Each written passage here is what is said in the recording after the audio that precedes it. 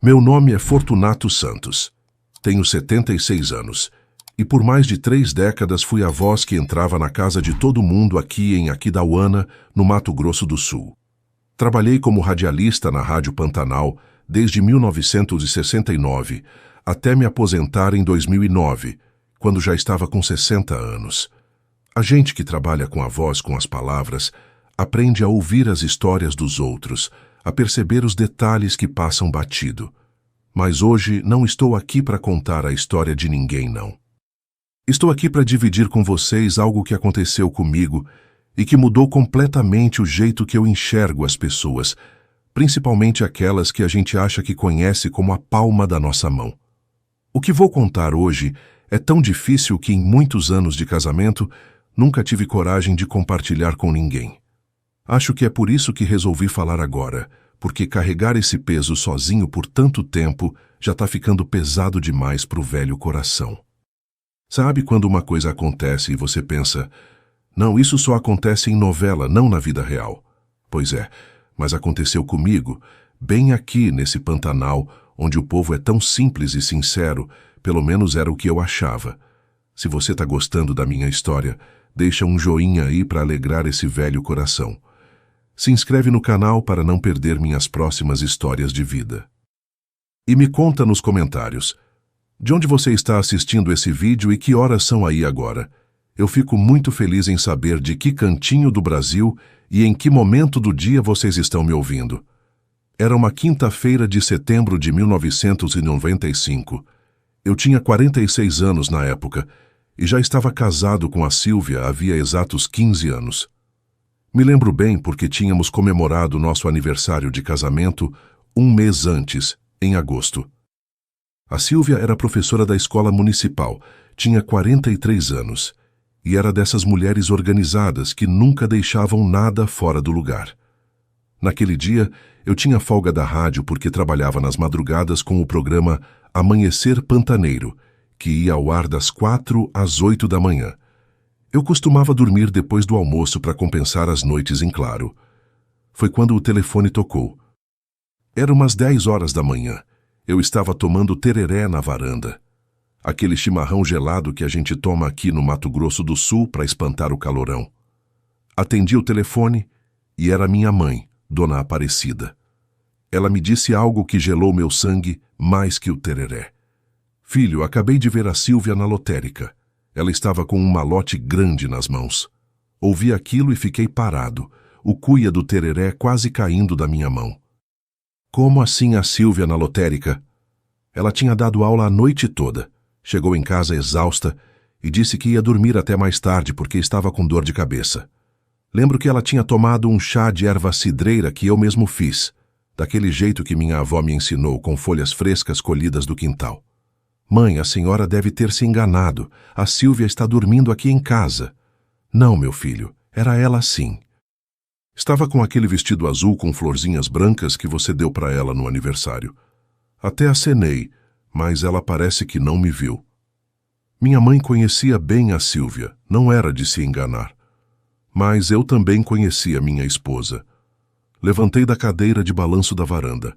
Entrei em casa e fui direto para o quarto. A porta estava encostada, como ela sempre deixava quando estava dormindo. Abri devagarzinho para não fazer barulho. E lá estava ela, coberta até os ombros, o cabelo espalhado no travesseiro. A respiração calma de quem está no sono mais profundo. Voltei para o telefone. Mãe, a senhora está enganada. Acabei de ver a Sílvia dormindo aqui. Fortunato, eu posso ter os meus achaques de velhice, mas ainda não estou caducando. Era ela sim. Inclusive, tirei até uma foto com aquela máquina que você me deu no Natal. Vou revelar e te mostro depois. Desliguei o telefone intrigado, mas deixei para lá. Minha mãe já tinha 70 anos. Talvez tivesse confundido mesmo a Sílvia com outra pessoa.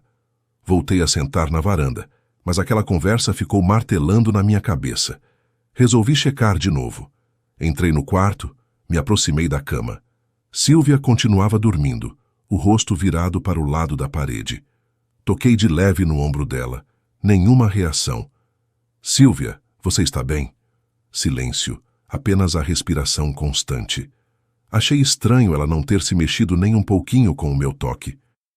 A Silvia sempre teve sono leve, qualquer barulhinho já a acordava. Decidi não incomodar mais e saí do quarto. Nasci e cresci aqui em Aquidauana, uma cidade que fica bem no coração do Pantanal sul-mato-grossense. Meu pai, seu Antônio Santos, era pescador e guia de pesca. Conhecia cada curva do rio Aquidauana como a palma da mão. Minha mãe, Dona Aparecida, sempre trabalhou como costureira, fazia as roupas de quase toda a cidade. Cresci pescando com meu pai, aprendendo a conhecer o Pantanal, a respeitar a cheia e a seca, a entender quando o rio ia subir só de olhar para o céu. Desde pequeno, eu era fascinado pelo rádio. Em 1957, quando eu tinha 8 anos, meu pai conseguiu comprar nosso primeiro rádio de pilha. Foi a maior novidade da rua. A vizinhança inteira vinha lá em casa para ouvir o Repórter Esso, as radionovelas, os jogos de futebol. Eu ficava encantado com as vozes que saíam daquela caixinha. Como podia alguém de tão longe falar comigo ali no meu quarto? Aquilo me parecia mágica pura. Na escola, eu era o menino que sempre apresentava os eventos, declamava poesias nas comemorações cívicas, narrava as partidas de futebol no recreio. A professora Eunice, que Deus a tenha, sempre me dizia: "Fortunato, essa sua voz ainda vai te levar longe, meu filho." A infância no Pantanal era uma coisa boa demais. A gente brincava no rio, pescava lambari com peneira, caçava preá nos campos quando a água baixava, montava a cavalo sem sela, só no pelo mesmo. Naquele tempo, lá pelos anos 50, Aquidauana era bem menor.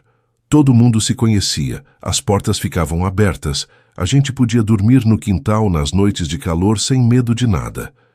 Em 1963, aos 14 anos, comecei a trabalhar ajudando meu pai na pesca.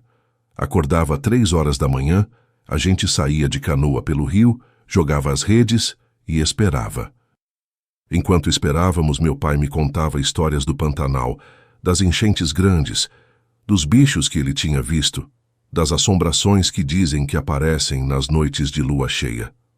O caso do Mãozão era o que mais me dava arrepio. Segundo a lenda, era um pescador que morreu afogado e voltava nas noites de lua nova para puxar o pé de quem pescava sozinho. Meu pai jurava de pés juntos que uma vez sentiu uma mãozorra pegar no tornozelo dele quando estava sozinho numa lagoa. Saiu de lá remando que nem doido e nunca mais pescou em noite de lua nova. Estudei no Colégio Estadual Cândido Mariano até os 17 anos. Em 1966, me formei e queria continuar os estudos, fazer faculdade. Mas naquela época, aqui no interior, era muito difícil. Tinha que ir para Campo Grande ou até São Paulo e minha família não tinha condições. Continuei ajudando meu pai na pesca, mas sempre com o sonho do rádio na cabeça. Foi em 1969, eu com 20 anos, que surgiu a oportunidade.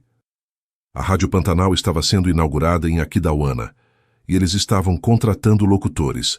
Fiz o teste, li uma notícia, narrei um pedaço de jogo e o dono da rádio, seu Geraldo Mendes, gostou da minha voz. "Tem o tom certo pro rádio, moleque. Grave, mas não pesada. Clara, mas não fina. Você começa segunda-feira." Nunca vou me esquecer desse dia. Saí da rádio pisando nas nuvens. Meu pai ficou orgulhoso, mas também um pouco triste. No fundo, acho que ele esperava que eu seguisse seus passos, que continuasse a tradição da pesca. Mas ele nunca me impediu. "Cada um tem que seguir o chamado do seu coração", ele dizia. Minha mãe ficou radiante. Ela sempre acreditou que eu podia ser mais do que um pescador, que eu podia ter uma vida diferente da que eles tiveram. Não que a vida deles fosse ruim, mas era dura, sofrida. Minha mãe queria me ver doutor, como ela dizia. Em 1970, com 21 anos, eu já era o locutor mais popular da rádio. Meu programa Amanhecer Pantaneiro tocava modas de viola, músicas sertanejas de raiz e eu dava recados para o povo da zona rural. Naquele tempo, o rádio era o único meio de comunicação para muita gente que morava nos rincões mais afastados. Um vizinho avisava o outro que tinha recado na rádio e todo mundo parava para ouvir. Foi nessa época, em 1971, que conhecia a Sílvia. Eu tinha 22 anos, e ela era a nova professora da escola municipal. Tinha vindo de Campo Grande para lecionar aqui em Aquidauana.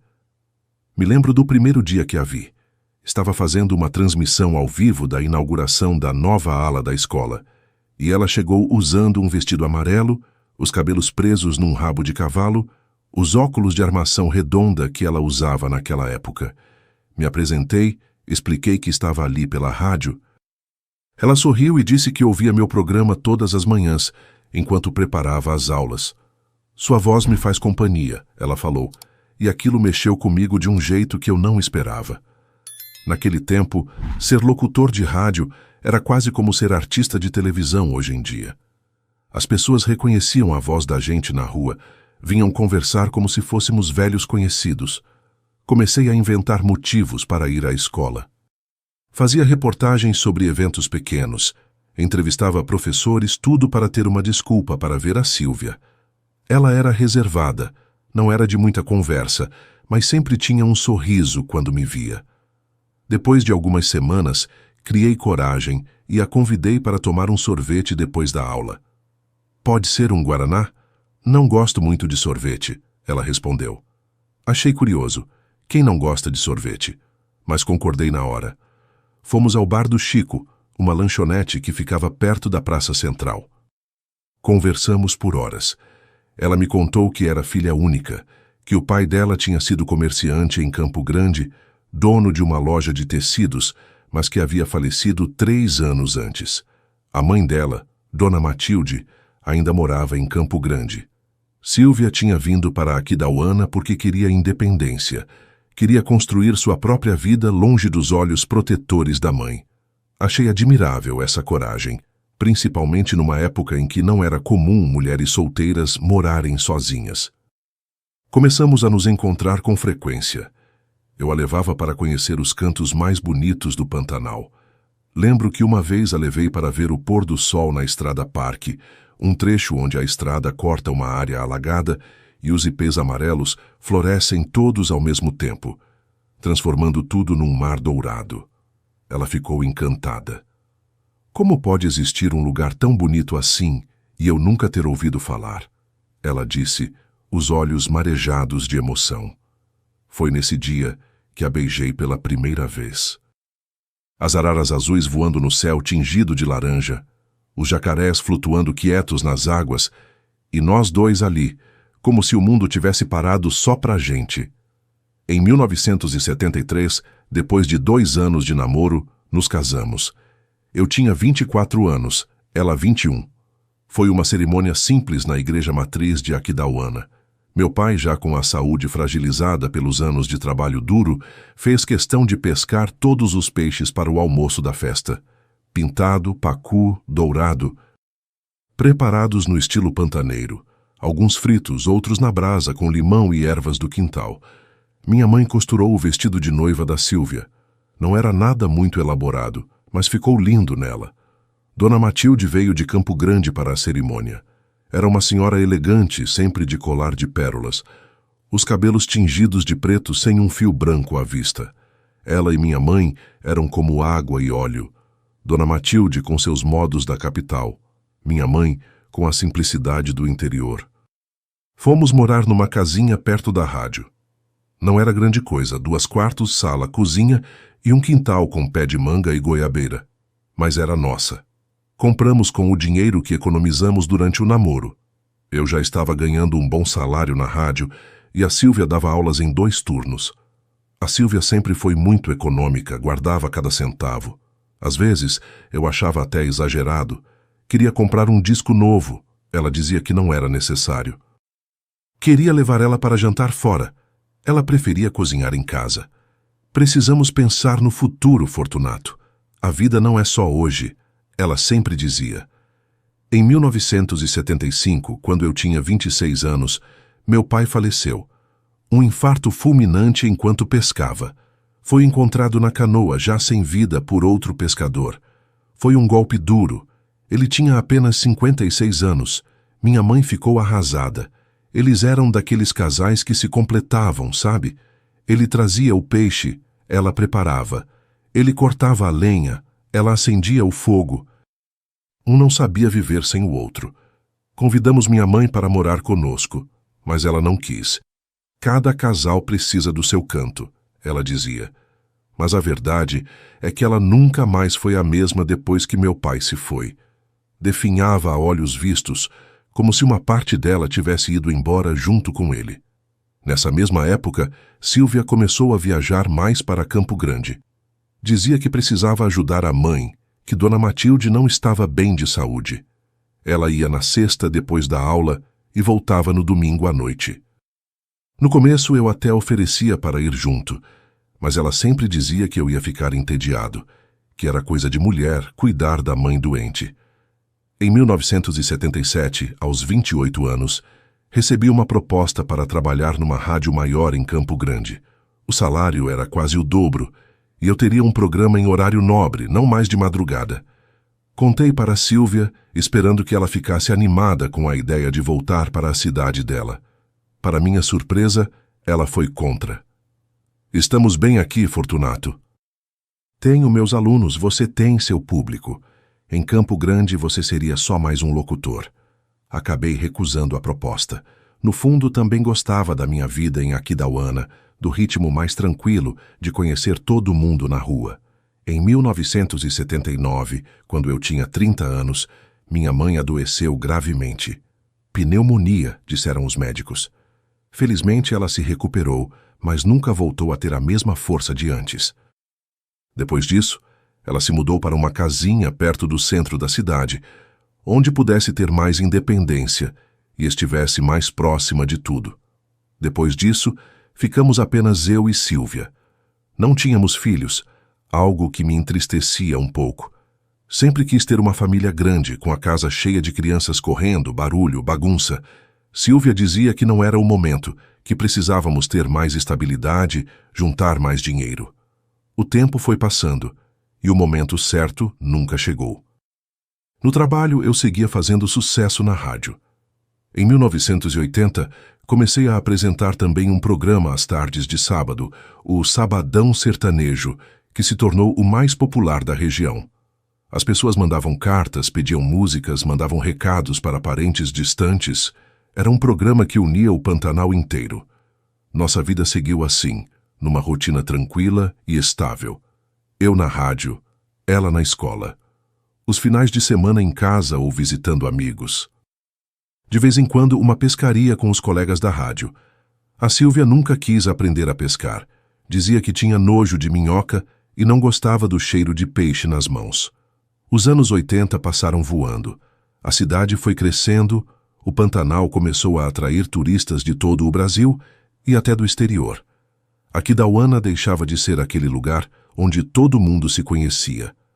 Novos moradores chegaram, novos comércios abriram, a cidade se expandiu para além do rio.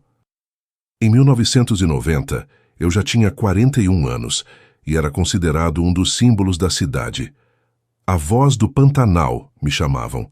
A Sílvia, aos 38, tinha se tornado diretora da escola. Era respeitada por todos, conhecida pela disciplina e organização. Nossa casa continuava a mesma, simples e aconchegante. Mas Sílvia tinha transformado o quintal num verdadeiro jardim botânico. Plantas de todos os tipos, flores que ela cultivava com um cuidado obsessivo. Foi nessa época, agosto de 1990, que celebramos 15 anos de casados. Fizemos uma festa pequena, só para os amigos mais próximos. Dei de presente para ela um vestido azul com florzinhas brancas que tinha visto numa loja em Campo Grande. Ela adorou, usou no dia da festa e depois em várias ocasiões especiais. Nossa vida parecia perfeita aos olhos de quem via de fora. Tínhamos saúde, trabalhos estáveis, uma casa própria, respeito da comunidade. Mas havia algo que me incomodava. Uma sensação que foi crescendo com o tempo. A Sílvia parecia cada vez mais distante, mergulhada em pensamentos que não compartilhava comigo. Às vezes, eu a pegava olhando para o horizonte com uma expressão que eu não conseguia decifrar. Não era tristeza, nem saudade. Era como se ela estivesse esperando por algo que eu não podia ver. Os anos se passaram e nossa vida mantinha aquela mesma rotina tranquila. Em 1994, quando eu estava com 45 anos, a Rádio Pantanal comemorou 25 anos de existência, e eu recebi uma homenagem como o funcionário mais antigo, o único que estava lá desde a inauguração. Fizeram uma placa com meu nome: Fortunato Santos, a voz imortal do Pantanal. Sílvia estava ao meu lado na cerimônia, elegante como sempre, mas notei algo diferente no olhar dela. Não era orgulho ou felicidade. Era como se ela estivesse pensando em outra coisa, longe dali. Nessa época, Sílvia já tinha 42 anos e continuava como diretora da escola municipal. Era conhecida pela rigidez, pelo pulso firme. Os pais adoravam, porque sob a gestão dela, a escola tinha virado referência na região. Os alunos temiam, porque ela não deixava passar nada. Eu brincava que em casa ela era mais mansa, mas a verdade é que mesmo comigo, ela mantinha aquele jeito metódico, organizado, de quem planeja cada detalhe. Nossa casa continuava a mesma, mas agora tínhamos um carro, um Monza azul que compramos em 1992. Eu queria um Fiat mais barato, mas Sílvia insistiu no Monza. É mais seguro, mais confortável, ela argumentou. No fim, acabei concordando, como quase sempre fazia. A Sílvia tinha um jeito de convencer as pessoas que era difícil resistir. O pai dela, seu Clóvis, tinha sido um comerciante bem-sucedido em Campo Grande. A loja de tecidos, Tecidos Matilde, nome em homenagem à esposa, foi uma das maiores da cidade nos anos 60 e 70. Quando ele faleceu em 1968, deixou uma boa herança para a esposa e a filha. Sílvia nunca falava muito sobre isso. Dizia apenas que a mãe administrava tudo e que ela preferia construir sua própria vida com o trabalho dela. Dona Matilde vivia sozinha naquela casa grande em Campo Grande, com uma empregada que cuidava dela. Nos primeiros anos, íamos visitá-la algumas vezes por ano. Depois só Sílvia ia cada vez com mais frequência. Minha mãe está ficando velha, precisa de mais cuidados, ela justificava. Em fevereiro de 1995, Dona Matilde faleceu. Tinha 75 anos e sofreu um AVC enquanto dormia. Foi um golpe para Sílvia, que ficou arrasada. Passamos 2 semanas em Campo Grande resolvendo o funeral, o inventário, todas aquelas burocracias que a morte traz consigo. A casa era grande, numa área nobre da cidade, e tinha muitos objetos de valor. Quadros, prataria, móveis antigos. Sílvia decidiu manter a casa fechada por enquanto. Não tenho cabeça para decidir o que fazer com tudo isso agora, ela disse.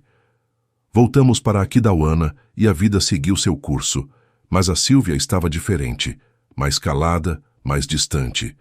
Às vezes eu acordava de madrugada e ela não estava na cama.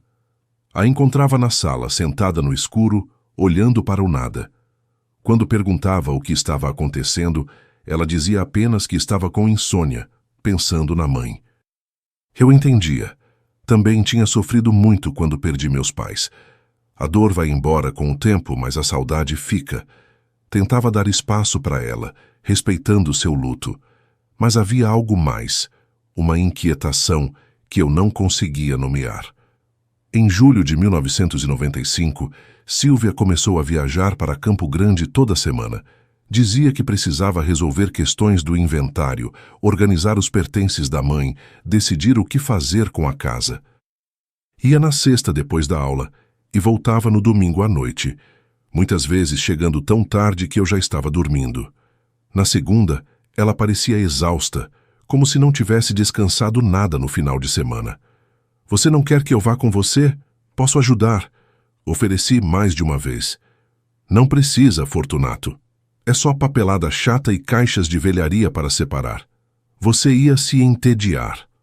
Confiei nela, claro. Eram mais de 20 anos de casamento, nunca tivemos segredos um com o outro. Pelo menos era o que eu pensava. Em agosto de 1995, celebramos 20 anos de casados. Queria fazer algo especial, talvez uma viagem, mas Sílvia disse que preferia algo simples. Fizemos apenas um jantar em casa, com alguns amigos mais próximos. Preparei um pacupeba no urucum, receita que aprendi com meu pai. É um peixe do Pantanal que fica uma delícia quando preparado com esse tempero vermelho que o pessoal de fora chama de coloral.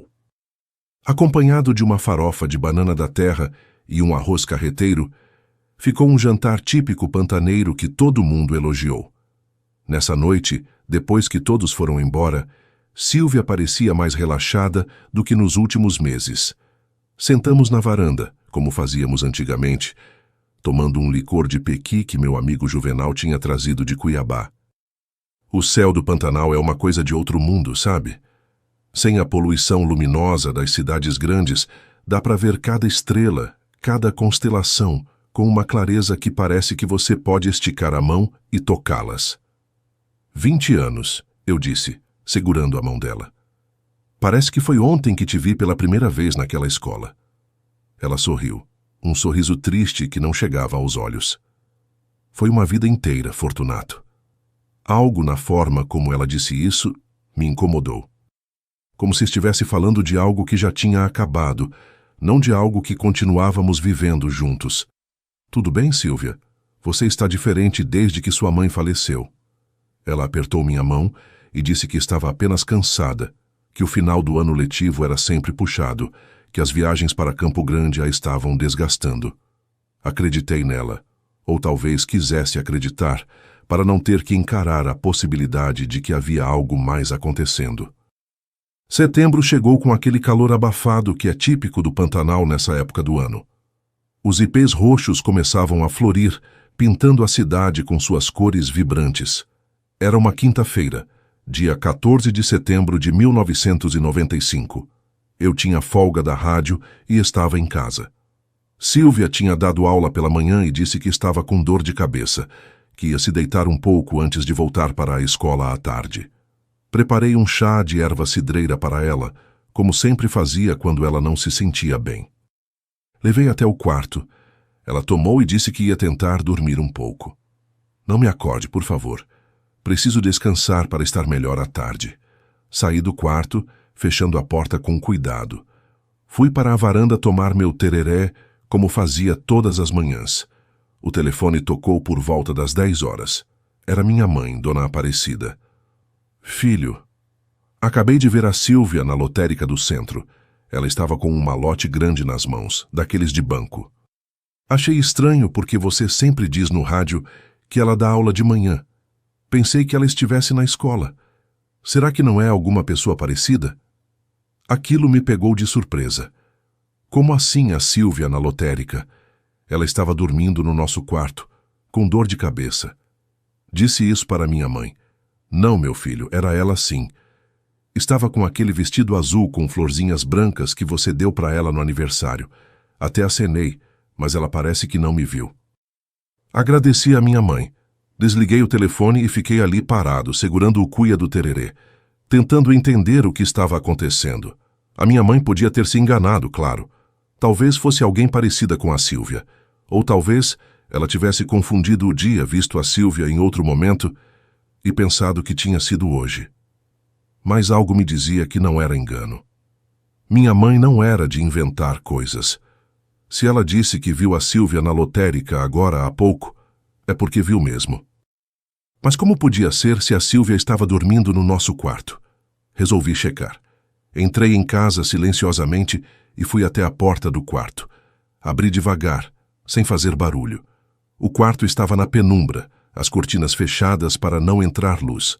Na cama, dava para ver o contorno de uma pessoa coberta até os ombros, exatamente como eu tinha deixado a Sílvia meia hora antes.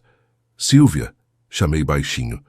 Nenhuma resposta, apenas o som regular de uma respiração de quem está dormindo profundamente. Me aproximei mais da cama, ainda chamando por ela. Nada. Toquei no que parecia ser o ombro dela por cima da coberta. A forma não se moveu.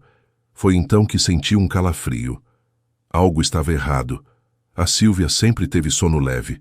O menor barulho, o mais leve toque, e ela já acordava. Como podia estar num sono tão pesado agora? Com o coração acelerado, segurei a beirada do lençol e puxei devagar. O que vi fez meu sangue gelar. Não era a Sílvia que estava ali. Eram travesseiros empilhados, estrategicamente arrumados para parecer uma pessoa dormindo. E no lugar onde deveria estar a cabeça dela, havia uma peruca. Era a peruca que a Sílvia às vezes usava quando não tinha tempo de lavar o cabelo. E ao lado, um pequeno gravador de pilha que emitia um som de respiração baixo e ritmado. Fiquei paralisado, olhando para aquela cena, tentando entender o que estava acontecendo. A Sílvia tinha armado tudo aquilo para me fazer acreditar que ela estava dormindo ali, enquanto na verdade estava na lotérica do centro. Mas por quê? O que poderia ser tão importante ou tão secreto que ela precisava armar toda essa encenação? Fui tomado por uma mistura de sentimentos: surpresa, confusão, raiva, medo. Mais de 20 anos juntos e eu nunca imaginei que ela seria capaz de uma coisa dessas. Sempre confiei nela cegamente. Será que ela estava me traindo? Será que tinha outro homem? Essas perguntas martelavam na minha cabeça enquanto eu ainda olhava fixamente para aqueles travesseiros, aquela peruca, aquele gravador. Decidi que precisava descobrir a verdade. Não podia confrontá-la ainda, não sem saber exatamente o que estava acontecendo. Troquei de roupa rapidamente, peguei as chaves do carro e saí. O centro de Aquidauana não ficava longe da nossa casa. Dava para ir a pé, mas eu estava com pressa. Dirigi como um louco pelas ruas de paralelepípedo da cidade, o que não era nada característico do meu jeito tranquilo. Alguns conhecidos acenaram para mim no caminho, mas nem retribuí. Minha mente estava em outro lugar. Estacionei perto da lotérica e fiquei observando de longe dentro do carro. Não demorou muito e lá estava ela, a Sílvia, saindo da lotérica. Estava usando o vestido azul com florzinhas brancas que eu tinha dado de presente no nosso aniversário de 15 anos de casamento. E de fato carregava um malote na mão, desses que os bancos usam para transportar dinheiro. Era grande e parecia pesado. Ela olhava para os lados com frequência, como se estivesse preocupada que alguém a visse. A Sílvia atravessou a rua e entrou no Banco do Brasil. Esperei uns 10 minutos ainda dentro do carro. Ela saiu sem o malote, agora apenas com a bolsa. Parecia mais relaxada. Caminhou pela calçada, entrou numa confeitaria e saiu pouco depois com um pacote pequeno. Provavelmente algum doce. A Sílvia sempre teve queda por doces, especialmente quindim, que era a especialidade da confeitaria do português. Continuei seguindo-a com o carro, mantendo uma distância segura. Ela caminhava tranquilamente, como quem não tem nada para esconder. Parou em frente a uma loja de roupas, olhou a vitrine, entrou. Depois de uns 20 minutos, saiu com uma sacola. Mais compras. Todo esse comportamento parecia tão normal, tão cotidiano. Se não fosse pelo fato de que ela deveria estar em casa, dormindo com dor de cabeça, eu diria que era apenas uma mulher fazendo suas compras numa manhã qualquer. Mas havia algo mais. O malote, o cuidado que ela teve em armar aquela cena na nossa cama, o olhar apreensivo quando saiu da lotérica. Algo não encaixava. Ela começou a caminhar de volta, provavelmente indo para casa. Não podia deixar que ela chegasse antes de mim e descobrisse que eu não estava lá.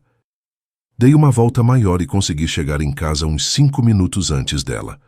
Rapidamente, entrei no quarto e arrumei a cama, colocando os travesseiros e a peruca de volta como ela tinha deixado. Desliguei o gravador, que ainda reproduzia o som de respiração, e o escondi no meu bolso. Voltei para a varanda e fingi que estava ali o tempo todo, tomando meu tereré. Quando ouvi a porta da frente abrindo, meu coração disparou, mas tentei manter a calma. Fortunato, sou eu. A voz da Sílvia soou pela casa. Estou aqui na varanda, respondi, tentando fazer minha voz parecer normal. Ela apareceu na porta da varanda, segurando a sacola da loja de roupas. Não havia sinal do pacote da confeitaria. Provavelmente tinha guardado na bolsa. Pensei que você estivesse dormindo, falei, estudando sua reação. Eu estava, mas acordei me sentindo melhor e resolvi sair para pegar um ar. A dor de cabeça passou. Mentira. Ela estava mentindo descaradamente para mim. Senti um nó na garganta. Mais de 20 anos juntos e eu não conhecia essa mulher que estava na minha frente.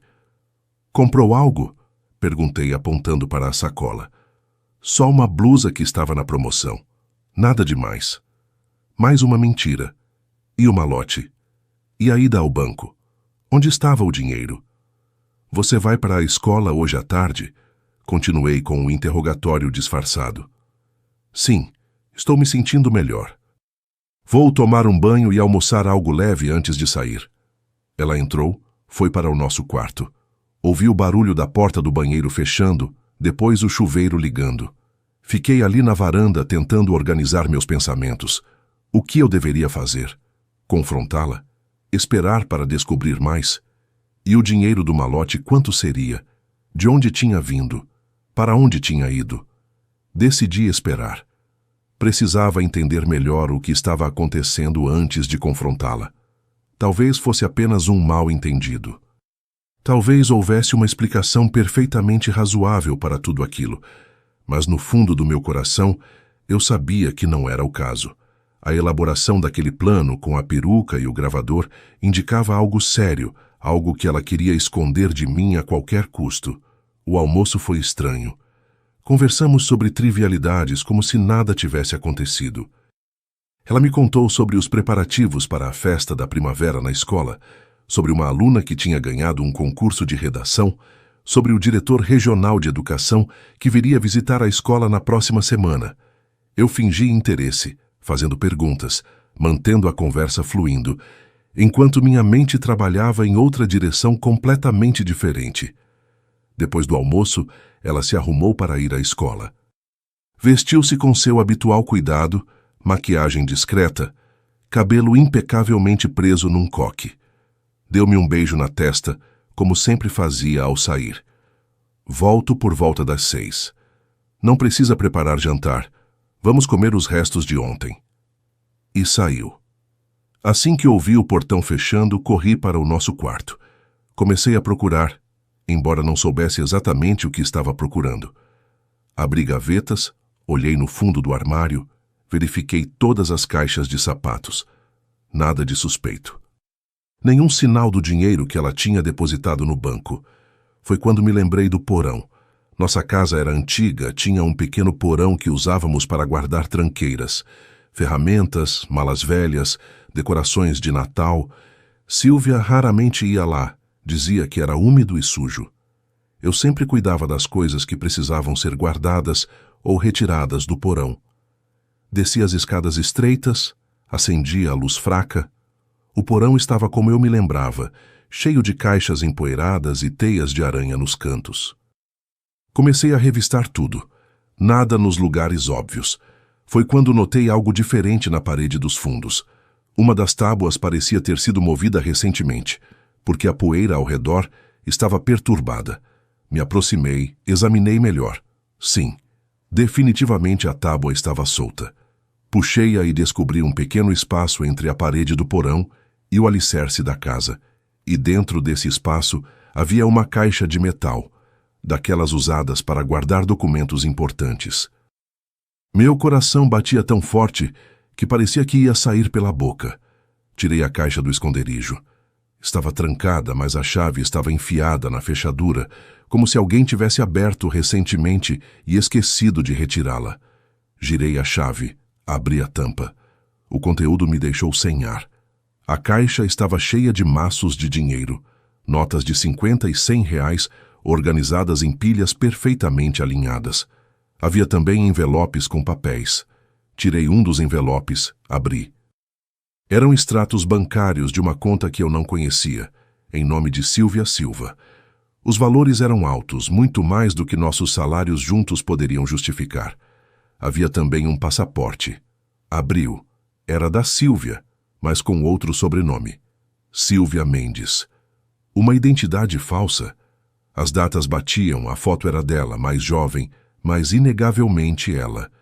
Por que minha esposa teria um passaporte com outro sobrenome? Mais ao fundo encontrei um envelope maior. Dentro dele, uma escritura. Era da casa da mãe dela, em Campo Grande. Mas algo estava errado. A escritura não estava no nome de Matilde, e sim no nome de Clóvis Mendes, o suposto pai da Silvia, mas o endereço não era o mesmo que eu conhecia. Era outra casa, em outro bairro. A confusão na minha cabeça aumentava a cada documento que eu encontrava. Fotos antigas de pessoas que eu nunca tinha visto. Um homem de meia-idade distinto, abraçado com uma mulher que não era Dona Matilde, mas que tinha traços que lembravam a Sílvia. Seriam seus verdadeiros pais? Mais extratos bancários, de contas em outros bancos. Uma caderneta com números e datas anotados. Alguns nomes que eu não reconhecia. Tudo indicava que a Sílvia tinha uma vida paralela, uma identidade secreta que ela mantinha escondida de mim durante todos esses anos. Mas por quê? O que significava tudo isso? De onde vinha todo esse dinheiro? E por que ela precisava mentir sobre quem realmente era? Guardei tudo de volta na caixa, tentando deixar exatamente como tinha encontrado. Coloquei a caixa no esconderijo, reposicionei a tábua. Subi as escadas do porão com a cabeça girando, as pernas bambas, como se tivesse levado um soco no estômago. Precisava entender o que estava acontecendo. Liguei para a escola. Uma secretária atendeu. Gostaria de falar com a diretora Sílvia, por favor. Quem gostaria? É o marido dela, Fortunato. Houve uma pausa. Senhor Fortunato, a diretora Sílvia não veio trabalhar hoje. Ligou pela manhã dizendo que estava com dor de cabeça e não poderia vir. Mais uma mentira. Ela não estava na escola. Onde estaria então? Obrigado. Foi só o que consegui dizer antes de desligar. Sentei na poltrona da sala, tentando processar tudo o que tinha descoberto. Minha esposa, a mulher com quem compartilhei mais de 20 anos da minha vida, tinha uma identidade falsa, contas bancárias secretas, um passaporte com outro nome, e havia acabado de depositar uma grande quantidade de dinheiro no banco depois de mentir sobre estar dormindo em casa. O que mais ela tinha mentido? Seria seu amor por mim também uma farsa? Todo o nosso casamento não passaria de uma encenação? E o mais importante, o que eu deveria fazer agora? Passei o resto da tarde num estado de torpor, sem conseguir me concentrar em nada. A cada minuto que passava, novas perguntas surgiam na minha mente. Quem era realmente a Sílvia? Por que ela tinha me escolhido? Será que algum dia ela tinha me amado de verdade? O que significavam todos aqueles documentos, aquele dinheiro escondido? Por volta das 5:30 da tarde, ouvi o barulho do portão. Era ela, voltando. Mas não estava vindo da escola como tinha dito que faria. De onde estaria voltando, então? Decidi que era hora de confrontá-la. Não podia mais continuar vivendo nessa mentira. Quando ela entrou, eu estava sentado na sala, no escuro. Não tinha acendido nenhuma luz desde que o sol começou a se pôr. Fortunato, por que está no escuro? Acendi o abajur ao meu lado. Ela pôde ver meu rosto, então. Acho que minha expressão dizia tudo, porque ela imediatamente ficou tensa. O que houve? Aconteceu alguma coisa? Você não foi à escola hoje, disse sem rodeios. Ela hesitou por um segundo, mas logo se recompôs. Fui sim. De onde tirou essa ideia? Liguei para lá. Disseram que você avisou pela manhã que não iria porque estava com dor de cabeça. Seu rosto mudou. A máscara de tranquilidade começou a rachar. Eu fui mais tarde. Talvez quando você ligou eu ainda não tinha chegado. Para com isso, Sílvia. Chega de mentiras.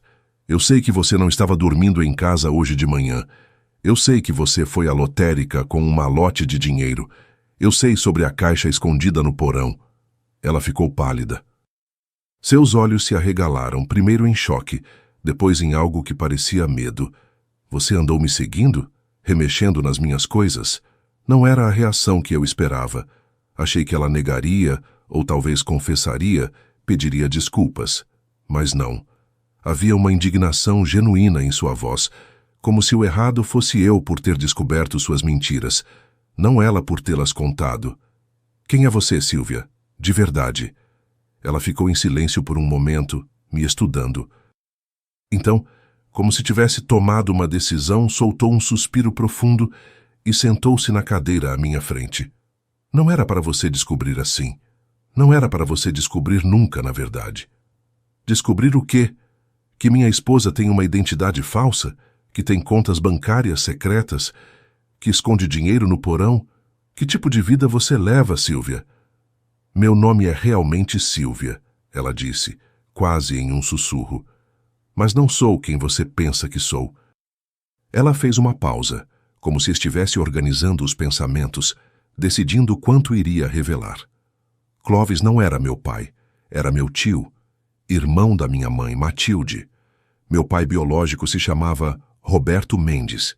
Ele era agiota em Campo Grande, um dos maiores. As palavras dela caíram como pedras no silêncio da sala. Agiota. Não era o que eu esperava ouvir. Na década de 60, meu pai emprestava dinheiro para meio mundo. Políticos, empresários, fazendeiros, juros altos, prazos curtos. Quem não pagava sofria as consequências. Que tipo de consequências? Perguntei, temendo a resposta.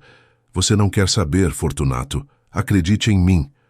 O tom dela me fez acreditar. Algumas coisas são melhores quando não sabemos todos os detalhes. Em 1968, um devedor importante, um deputado estadual, não conseguiu pagar uma dívida grande. Meu pai foi atrás dele. As coisas saíram do controle. O deputado apareceu morto no dia seguinte. A polícia começou a investigar. Meu pai percebeu que estava encurralado. Ele tinha duas opções: fugir ou enfrentar um julgamento que certamente o levaria à prisão. Silvia fez uma pausa, os olhos perdidos em memórias distantes. Ele escolheu uma terceira opção. Numa noite, depois que minha mãe e eu tínhamos ido dormir, ele foi até o escritório, bebeu uma garrafa inteira de uísque e deu um tiro na cabeça. Senti um arrepio percorrendo minha espinha. O pai dela tinha se matado. E eu nunca soube disso em mais de 20 anos de casamento. Eu tinha 16 anos. Foi meu tio Clóvis quem encontrou o corpo na manhã seguinte. Ele e minha mãe decidiram que ninguém podia saber a verdade. Seria uma vergonha muito grande para a família. Então, a versão oficial foi que meu pai teve um ataque cardíaco. Foi o que disseram para todo mundo, inclusive para mim, no começo. Só fui descobrir a verdade anos depois. E o dinheiro? De onde vem todo esse dinheiro?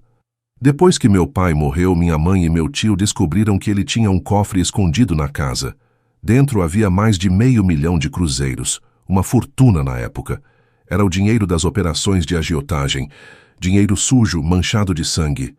Minha mãe não quis usar nada daquilo. Disse que era dinheiro amaldiçoado, que tinha levado meu pai ao suicídio.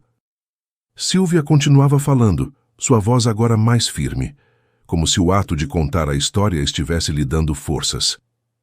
Meu tio Clóvis não pensava assim. Achou que o dinheiro podia ser limpo, aos poucos, usado para construir algo legítimo. Ele já tinha a loja de tecidos que usava parcialmente para lavar o dinheiro do meu pai. Convenceu minha mãe a deixar o cofre intacto, escondido na casa. Um dia vai ser útil, ele dizia. Ela se levantou, caminhou até a janela.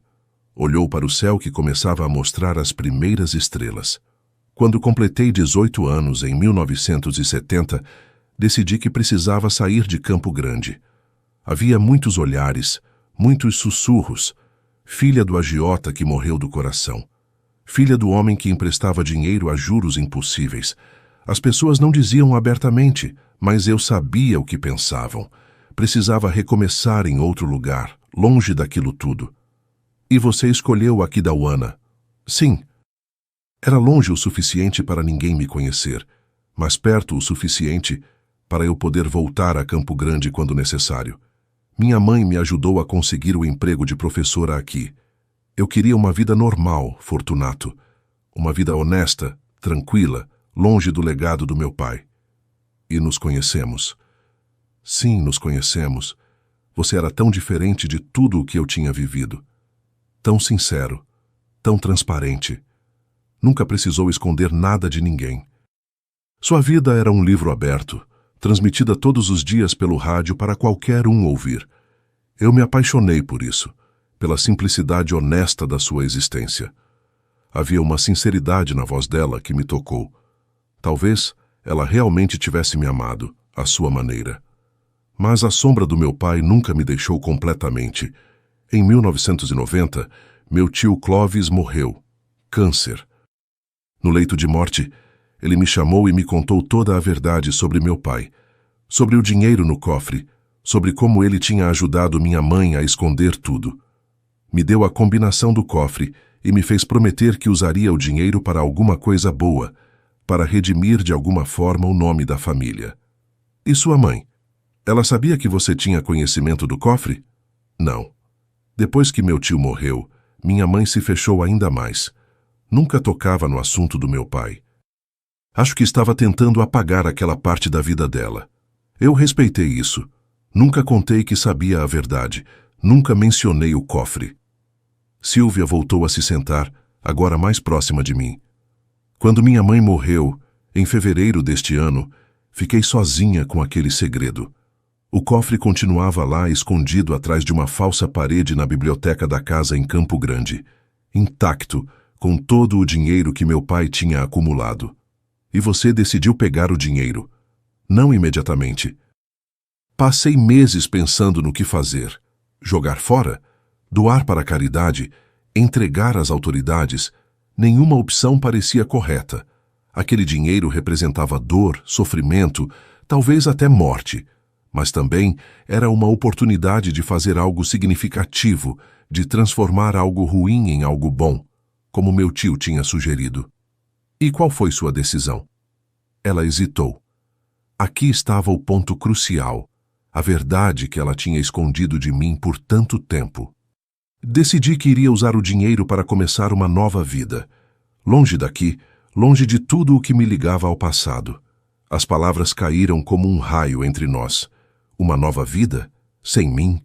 Seus olhos se encheram de lágrimas, mas sua voz continuou firme. Você não entende, Fortunato. Passei a vida inteira carregando esse segredo, vivendo na sombra do que meu pai fez. Casei com você, construí uma vida aqui, mas sempre soube que era temporário, que um dia o passado me alcançaria. Quando minha mãe morreu, percebi que não havia mais nada me prendendo a essa mentira. Eu podia finalmente ser livre. E quanto a mim? Nosso casamento? 20 anos juntos não significam nada para você? Significam muito, mais do que você imagina. Você foi a única coisa boa, verdadeira na minha vida. Por isso mesmo, não podia te arrastar para isso. Não podia te contar sobre o dinheiro sujo, sobre quem meu pai realmente era. Você é bom demais, honesto demais para se envolver com algo assim. Então você preferiu me abandonar? Fugir sem dizer nada? Eu ia te deixar uma carta, explicando tudo, pedindo perdão. Ia te deixar a casa, o carro, uma parte do dinheiro, tudo legalmente transferido.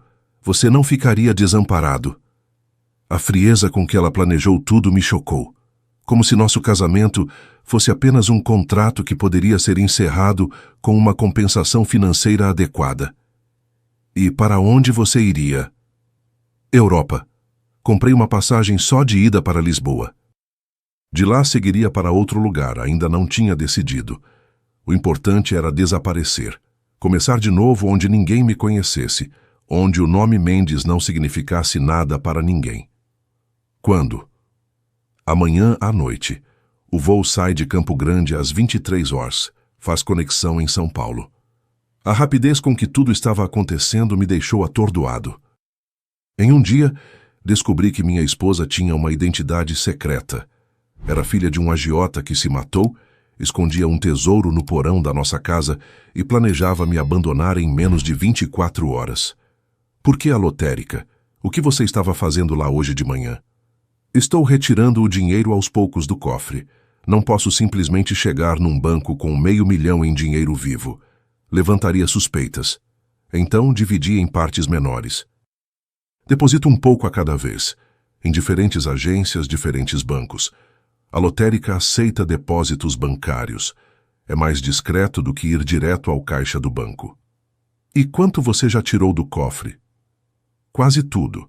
O depósito de hoje era o penúltimo. Amanhã, antes de ir para o aeroporto, farei o último. Ficamos em silêncio por alguns minutos. A sala estava quase completamente escura agora.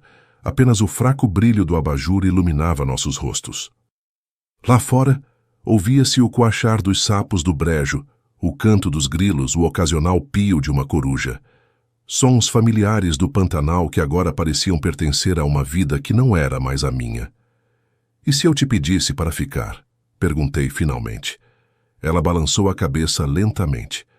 Não posso, Fortunato. Esse dinheiro não é só dinheiro, entende? É um fardo, uma maldição.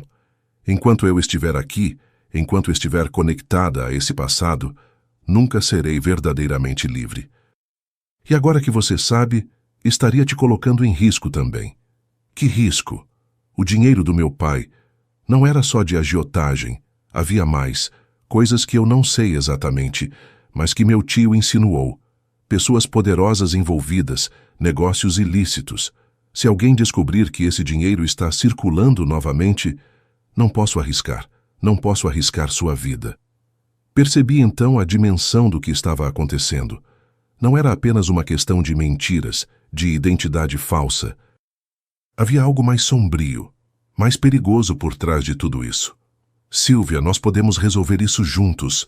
Podemos ir à polícia, contar tudo, pedir proteção.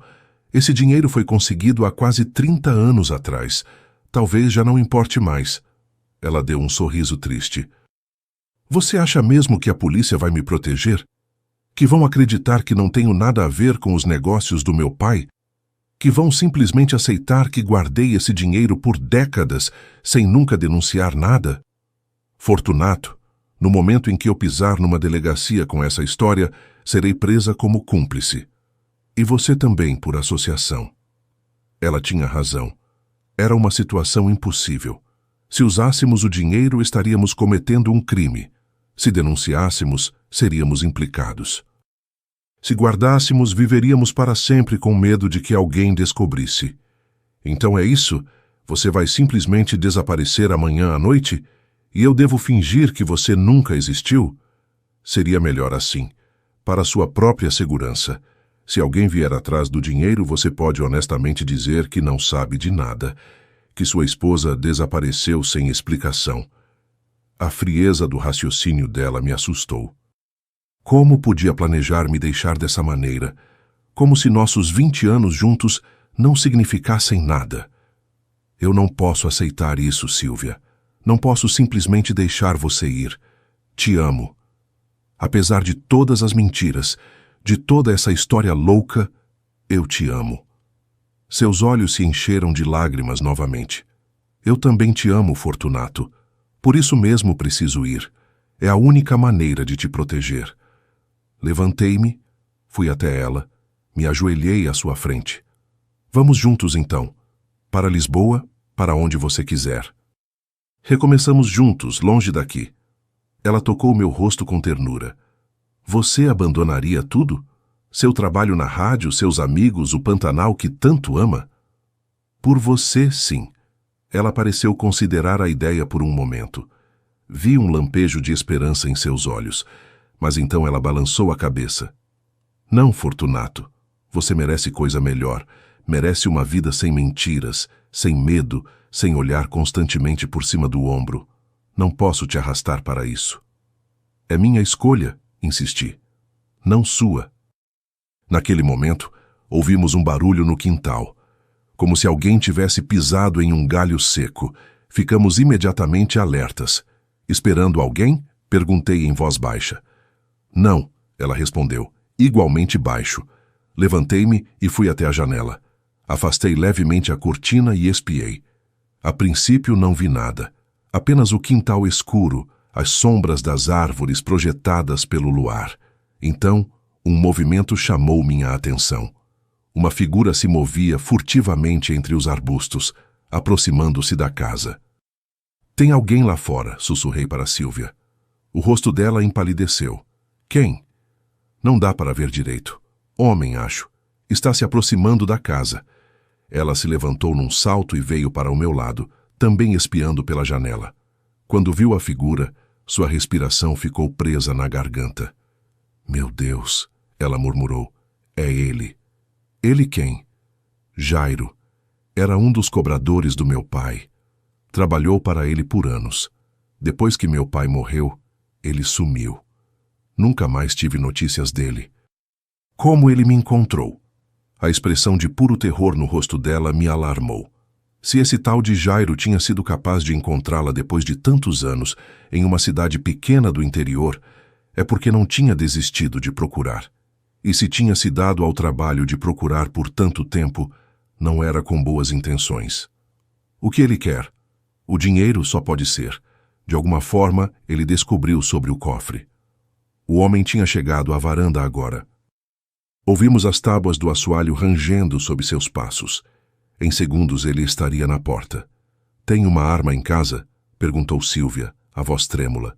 Não, nunca precisei. Aqui todo mundo se conhece. Então precisamos correr.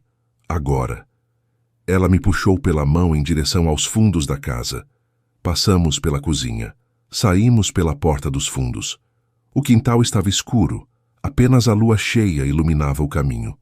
Corremos abaixados entre as árvores frutíferas que eu tinha plantado anos atrás.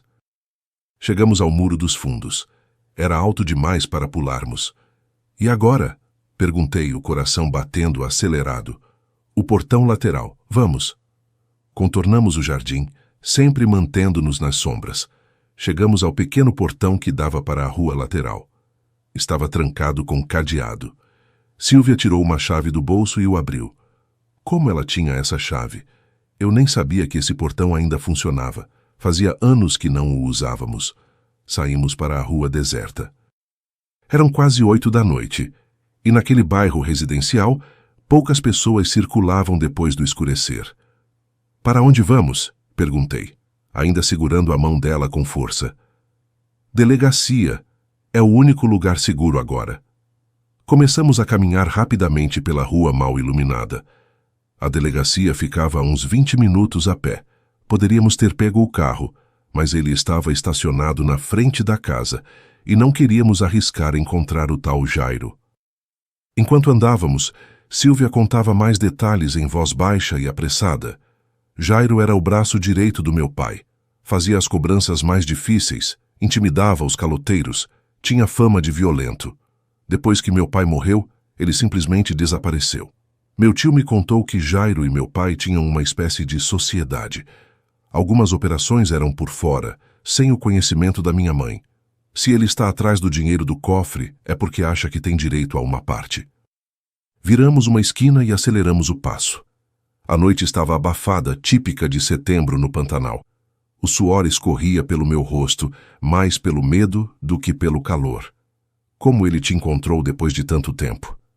Não sei. Talvez tenha vigiado a casa em Campo Grande, me seguido quando fui lá. Ou talvez alguém tenha falado.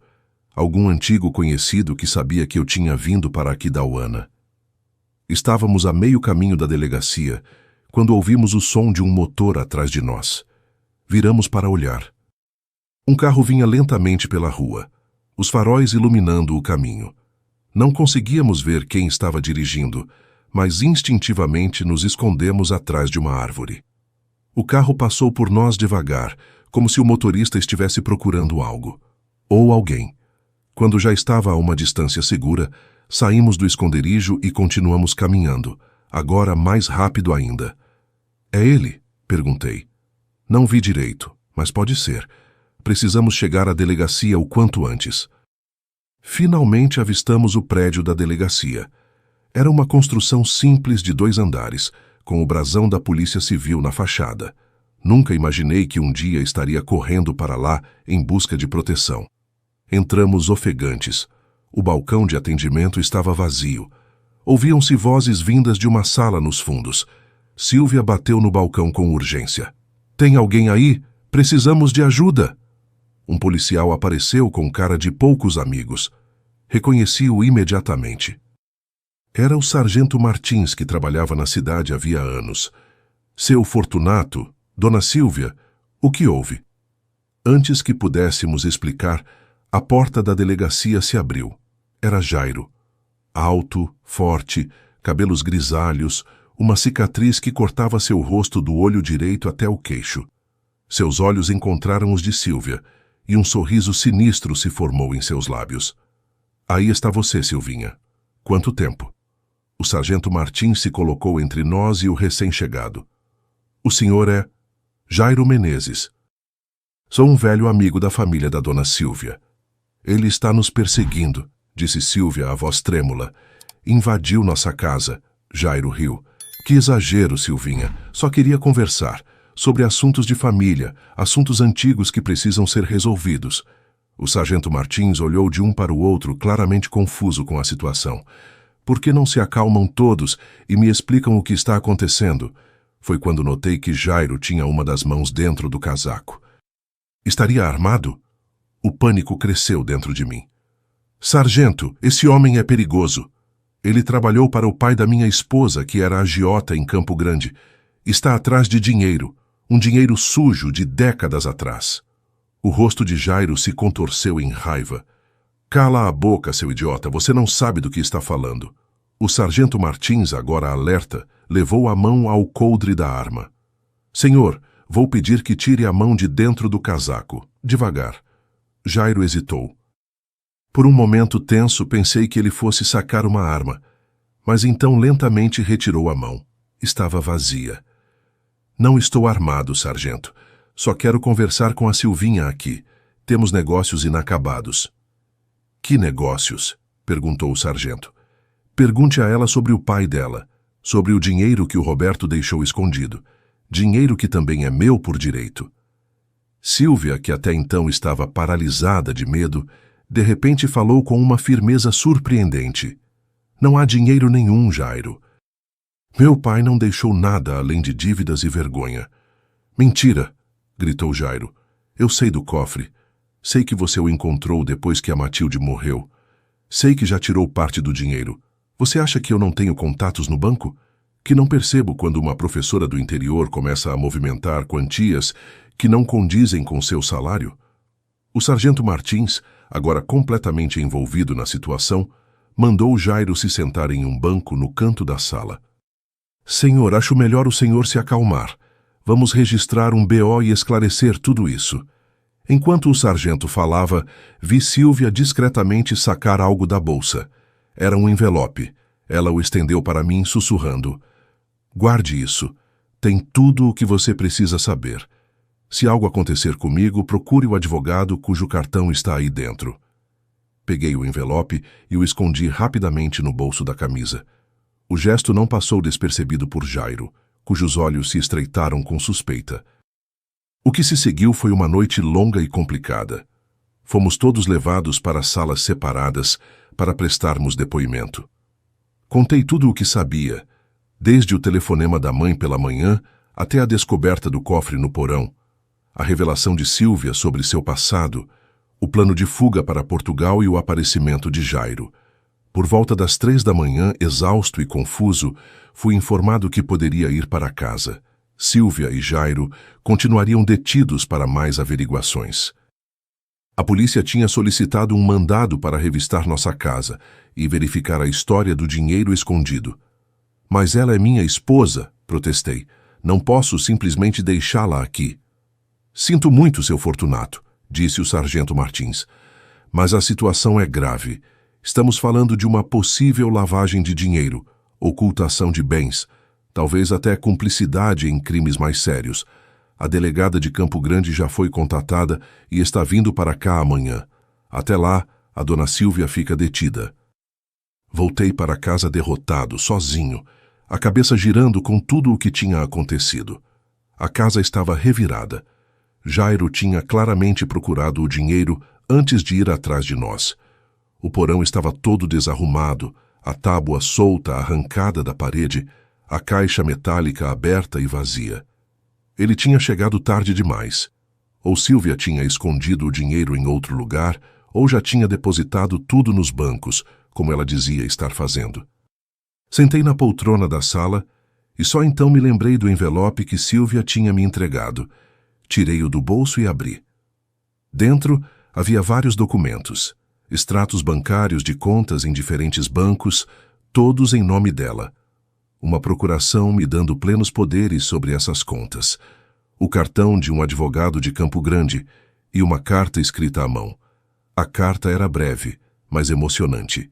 Silvia explicava que, apesar de todas as mentiras, seu amor por mim sempre foi verdadeiro. que os últimos 20 anos tinham sido os mais felizes da vida dela, que a decisão de partir tinha sido a mais difícil que já tomou, mas que era necessária para me proteger, que o dinheiro nas contas era todo meu agora, para eu usar como quisesse. No final, havia um PS. Se está lendo isto, algo deu errado e não consegui partir como planejava. Nesse caso, o advogado cujo cartão está junto já está instruído a ajudar em tudo o que for preciso. Ele sabe de toda a verdade e tem provas que podem me inocentar. Confie nele. Passei a noite em claro, relendo a carta, examinando os documentos, tentando entender como minha vida tinha virado de cabeça para baixo em um único dia. Na manhã seguinte, bem cedo, fui à delegacia. Queria ver Sílvia antes da chegada da delegada de Campo Grande. Mas recebi uma notícia chocante. Durante a madrugada, Jairo tinha conseguido escapar da cela. De alguma forma, tinha arrombado a fechadura. E antes de fugir, tinha passado pela cela de Sílvia. Ela estava viva, mas ferida. Jairo a tinha agredido, exigindo saber onde estava o dinheiro. Sílvia estava no hospital agora, sob escolta policial. Corri para o hospital. Consegui vê-la brevemente. Seu rosto estava marcado por hematomas, um braço engessado, resultado da violência de Jairo. Mas seus olhos ainda tinham aquela determinação que eu sempre admirei. Você recebeu meu envelope? Foi a primeira coisa que ela perguntou. Assenti. Recebi. Li tudo. O advogado, você precisa contatá-lo imediatamente. Ele tem provas de que o dinheiro é legítimo. Como assim, legítimo? Você disse que era dinheiro de agiotagem, dinheiro sujo. Era o que eu achava, o que minha mãe e meu tio me fizeram acreditar. Mas não é toda a verdade, Fortunato. Há muito mais nessa história. Ela não pôde continuar porque a enfermeira entrou dizendo que o tempo de visita tinha acabado. Quando saí do hospital, liguei imediatamente para o advogado cujo cartão estava no envelope. Marcamos um encontro para aquela mesma tarde. O advogado, Dr. Paulo Mendes, nenhum parentesco com a família de Sílvia, apesar do sobrenome comum, era um homem de meia idade, sério e direto. Nos encontramos em um café discreto, longe do centro da cidade. A Sílvia me procurou há 3 meses, logo depois que a mãe dela faleceu. Ele começou, após as apresentações. Ela tinha descoberto documentos perturbadores entre os pertences da mãe. Documentos que lançavam uma nova luz sobre a história do pai dela. Que tipo de documentos? Cartas, principalmente, trocadas entre Roberto Mendes e um delegado federal. Roberto não era apenas um agiota, Sr. Fortunato. Ele era um informante da polícia, infiltrado no mundo do crime organizado de Campo Grande para obter informações sobre políticos e empresários corruptos. A revelação me deixou atônito. O pai de Sílvia, um informante policial? Isso mudava tudo. A agiotagem era apenas uma fachada? Perguntei. Não exatamente. Ele realmente emprestava dinheiro, realmente cobrava juros altos. Mas o objetivo não era o lucro em si, e sim ter acesso a informações. Quem devia dinheiro falava coisas que normalmente não falaria. Revelava segredos, esquemas, operações ilícitas. E o deputado que apareceu morto? Aí está o ponto crucial. Segundo as cartas, Roberto descobriu que esse deputado estava envolvido em um esquema de desvio de verbas públicas de grande porte. Passou a informação para o delegado federal, que era seu contato. O deputado descobriu que tinha sido denunciado e, antes que a polícia pudesse prendê-lo, foi atrás de Roberto. Houve uma luta. O deputado acabou morto, mas não foi Roberto quem o matou. Foi o próprio Jairo, que na época já trabalhava para Roberto. Então, por que Roberto se matou? Porque Jairo o estava chantageando. Ameaçou contar para a polícia que Roberto tinha matado o deputado a sangue frio se ele não dividisse o dinheiro que recebia como informante. Roberto, encurralado, sem ver saída, optou pelo suicídio. Eu estava tentando processar todas essas informações. Era uma história inacreditável, mas que de alguma forma fazia sentido. E o dinheiro no cofre? Era dinheiro limpo, Sr. Fortunato. Pagamento pelos serviços prestados como informante. A Polícia Federal depositava regularmente em uma conta secreta, que depois Roberto sacava e guardava no cofre. Era dinheiro para o futuro da família, para quando a operação acabasse e ele pudesse se aposentar. Tudo documentado nas cartas. Por que a família dele não sabia disso? Por que a polícia não esclareceu tudo depois que ele morreu? A operação era ultra secreta. Apenas um delegado sabia a identidade verdadeira de Roberto. Quando ele se matou, esse delegado decidiu manter o segredo para proteger a família. Matilde, a mãe de Sílvia, nunca soube que o marido era um herói, não um criminoso. As peças do quebra-cabeça começavam a se encaixar. O medo constante de Sílvia, sua relutância em usar o dinheiro, seu desejo de fugir para longe, tudo fazia sentido agora. E Jairo? Como ele entra nessa história? Jairo era o verdadeiro criminoso. Trabalhou para Roberto, sim, mas tinha seus próprios esquemas por fora. Depois que Roberto morreu, ele sumiu porque temia ser investigado. Provavelmente passou todos esses anos escondido, talvez até preso por outros crimes. Quando soube da morte de Matilde, deve ter deduzido que o cofre seria descoberto e voltou para tentar pegar o dinheiro que sempre achou que tinha direito. O advogado então me entregou uma pasta.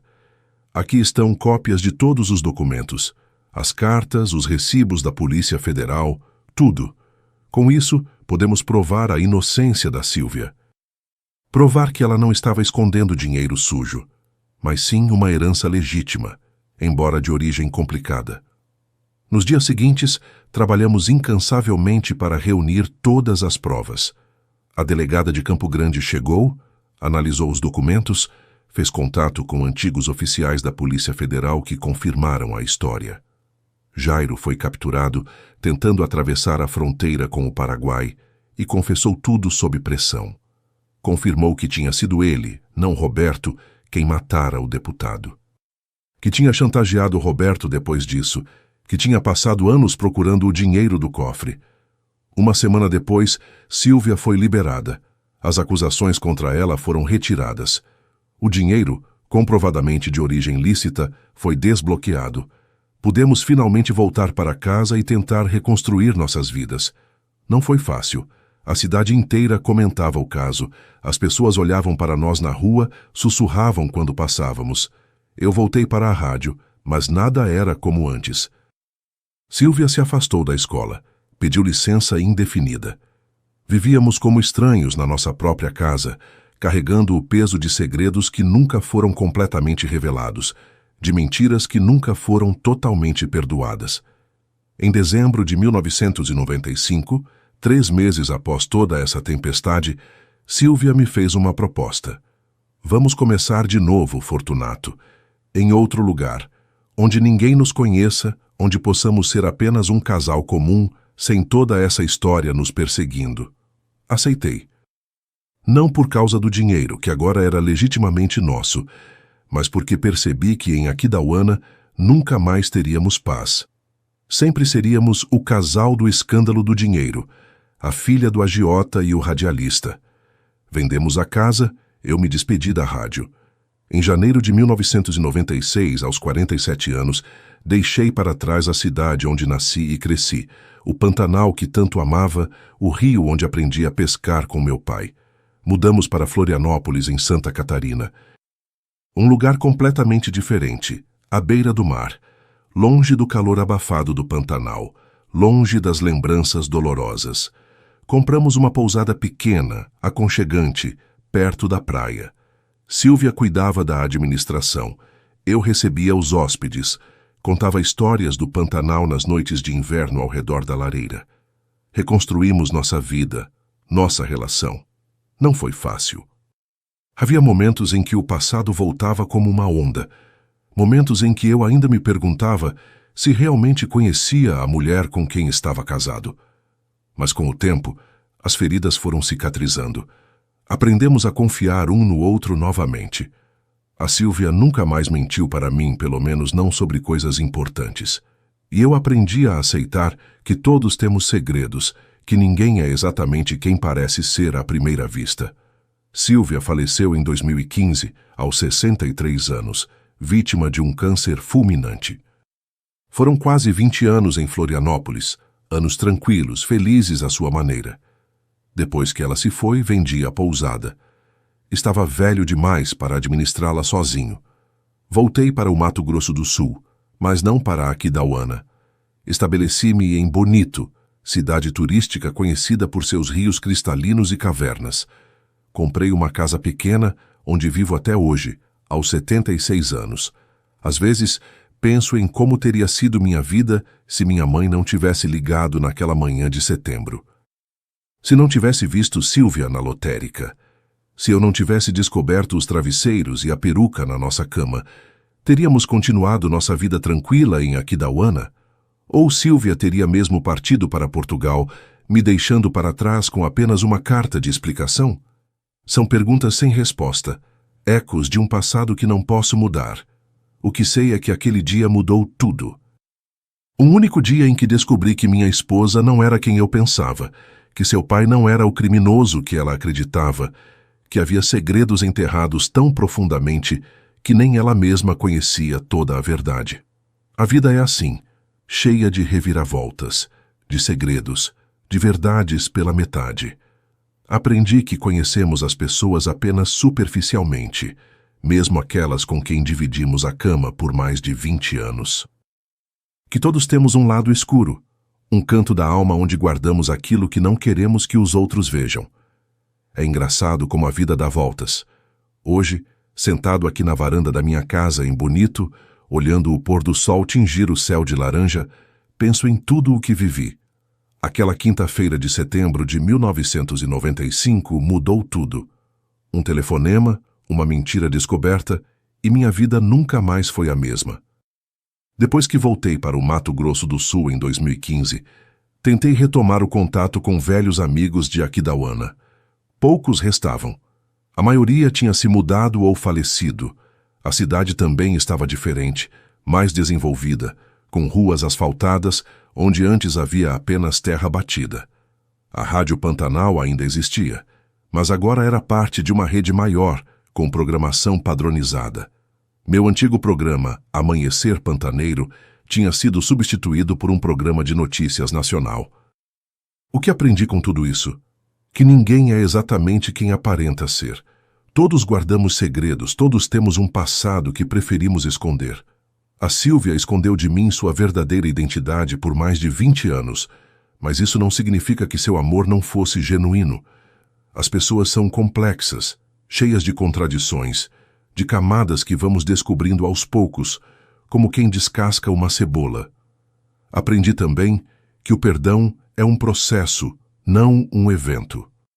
Perdoar a Sílvia pelas mentiras levou tempo. Houve dias em que a mágoa voltava com força, em que eu me perguntava se algum dia tínhamos realmente nos conhecido. Mas, aos poucos, fui entendendo suas razões, aceitando suas escolhas. No fim, percebi que, apesar de tudo, tivemos uma vida boa juntos. A verdade é que nunca sabemos completamente com quem dividimos nossa vida. Conhecemos apenas a parte que a pessoa escolhe mostrar. E talvez isso seja suficiente. Talvez o amor não precise de uma verdade absoluta, de uma transparência total. Talvez baste o que compartilhamos no dia a dia, os momentos bons e ruins, as pequenas gentilezas, os sonhos em comum. Hoje, aos 76 anos, olho para trás sem arrependimentos. A vida que tive com Sílvia, apesar das mentiras, foi uma vida cheia de amor. Nos momentos difíceis, quando descobri a verdade, quando enfrentamos juntos as consequências, quando tivemos que recomeçar do zero em Florianópolis, foi esse amor que nos manteve unidos, que nos deu forças para seguir em frente. Se você está assistindo esta história e ela tocou seu coração, deixe um joinha para esse vovô ficar feliz. Se inscreva no canal agora mesmo para não perder as próximas histórias que vou contar com todo carinho. E me conta nos comentários de onde você está assistindo esse vídeo e que horas são aí agora. Você já descobriu alguma verdade surpreendente sobre alguém que amava? Esse vovô fica muito feliz em saber quem está do outro lado me ouvindo e em que momento do seu dia você tirou um tempinho para me escutar. Um abraço bem apertado do tamanho do meu coração.